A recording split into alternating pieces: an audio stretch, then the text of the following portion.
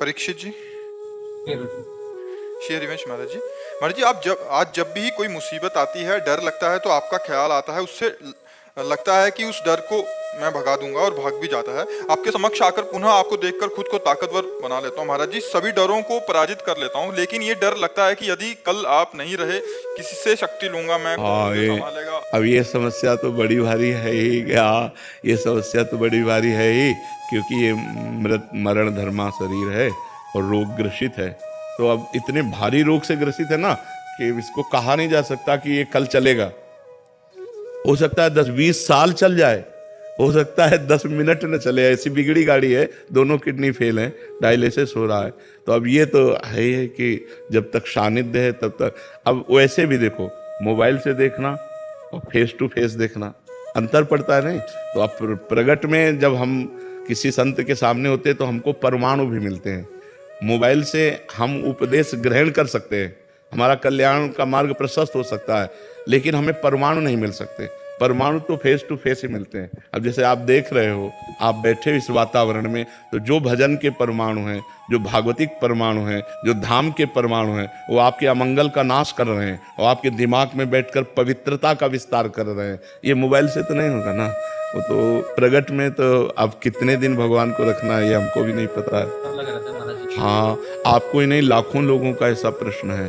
लाखों, कई लोग तो रो के बोले ऐसा। और आपका जैसा प्रश्न है, ऐसा हमारा भी प्रश्न है कि हम अपने गुरुदेव से संचलित हैं। अगर मेरे कल मुझे पता चले कि मेरे गुरुदेव अंतर्ध्यान हो गए, तो जैसे प्राण निकल गए ऐसा शरीर रह जाए, फिर क्या रह जाए। गुरुदेव बैठे हैं तो इतना साहस है कि हमारे गुरुदेव है ना। तो गुरुदेव एक बल है, गुरु एक तपस्या भजन उसका बल है।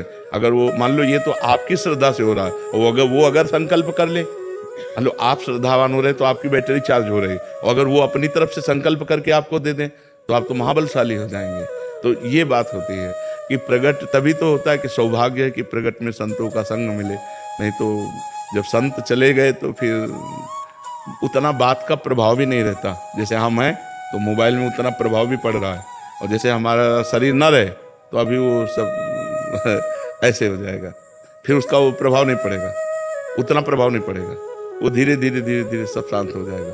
तो प्रगट में जब तक संत रहते हैं तब तक धूम मची रहती है। जहाँ वो अंतर्ध्यान हुए तो धीरे धीरे माया धूल डाल देती है उनके प्रभाव में, उनकी वाणी में, उनके। तो जब तक महापुरुष प्रगट में रहते हैं तब तक विशेष प्रभाव रहता है, और जब अंतर्ध्यान हो जाते हैं तो धीरे धीरे माया फिर धूल डाल देती है अपनी, और उनका प्रभाव अंतर्ध्यान हो जाता है।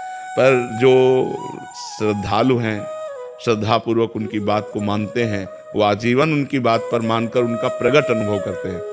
प्रगट अनुभव, जैसे नारद जी हैं तो है सृष्टि में तो हैं, पर हमारे सामने नहीं। अब हम अगर नारद जी की बात मानते हैं और नारद जी की भक्ति करते तो हमारे सामने भावना में आने लगते हैं कि बीणा लिए नारद जी ऐसे हैं, भावना में आने लगते हैं। मतलब भावना में वो आए, वो केवल कल्पना नहीं है, वो हमारी भावना में आए। तो जैसे प्रेमानंद, अब आप प्रेमानंद की मान रहे हैं तो आपकी भावना में प्रेमानंद आएंगे, वो झांकी आएगी, क्योंकि भगवान ही प्रेमानंद है।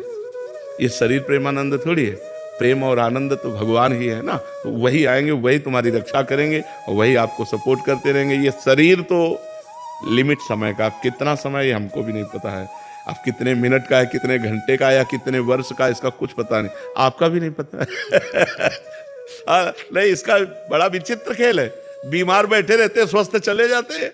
ये भाई, ये भगवान की बड़ी विचित्र लीला है। तो आप चिंता न करो, हम तुम्हारे साथ हैं, चाहे ऐसे चाहे वैसे, ठीक है।